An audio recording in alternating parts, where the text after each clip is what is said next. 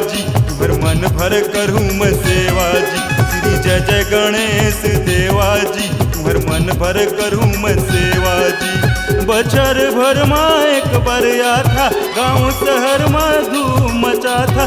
बचर भर माँ एक बार था, गाँव शहर में धूम मचा था। मत तोर पार्वती, मत तोर पार्वती, पिता है महादेवा जी। श्री जय जय गणेश देवा जी, तुम्हर मन भर करूँ मैं सेवा जी। श्री जय जय गणेश देवा जी, तुम्हर मन भर करूँ मैं सेवा जी।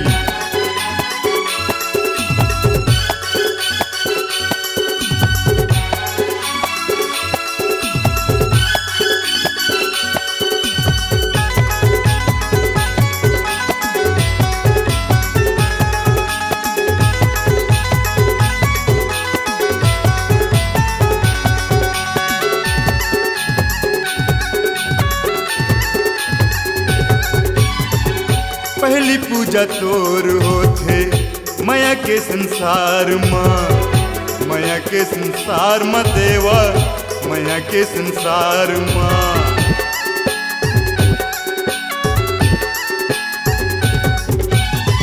सब मन खेतर जाथे तोरे दुआर माँ, तोरे दुआर माँ देवा, तोरे दुआर माँ। बचर भर माँ एक बार था, गाँव शहर में धूम मचा था।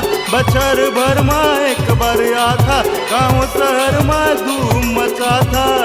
मत तोर पार्वती, मत तोर पार्वती, पिता है महादेवा जी। श्री जय जय गणेश देवा जी, तुम्हर मन भर करूँ मैं सेवा जी। श्री जय जय गणेश देवा जी, तुम्हर मन भर करूँ मैं सेवा जी।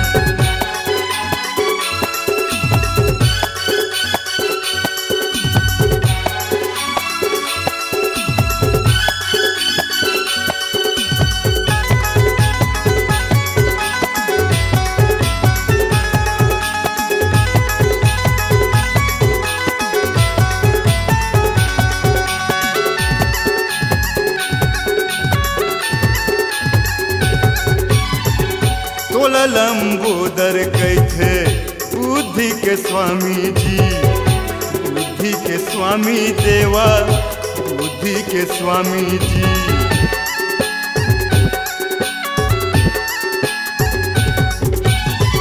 मैं अज्ञानी देवा, तै अंतर्यामी जी, तै अंतर्यामी देवा, तै अंतर्यामी जी। बचर भर माँ एक बार था, गाँव शहर में धूम मचा था। बचर भर माँ एक बार था, गाँव शहर में धूम मचा था। मत तोर पार्वती, मत तोर पार्वती, पिता है महादेवा जी। श्री जय जय गणेश देवा जी, तुम्हर मन भर करूँ मैं सेवा जी।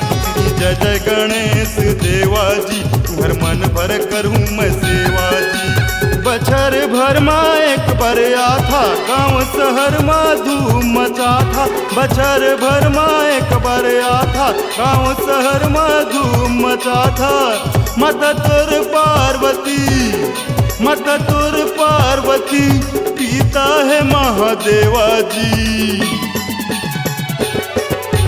जय जय गणेश देवा जी, तुम्हर मन भर करूँ मैं सेवा जी। श्री जय जय गणेश देवा जी, तुम्हर मन भर करूँ मैं सेवा जी। श्री जय जय गणेश देवा जी, तुम्हर मन भर करूँ मैं सेवा जी। श्री जय जय गणेश देवा जी, तुम्हर मन भर करूँ मैं सेवा जी।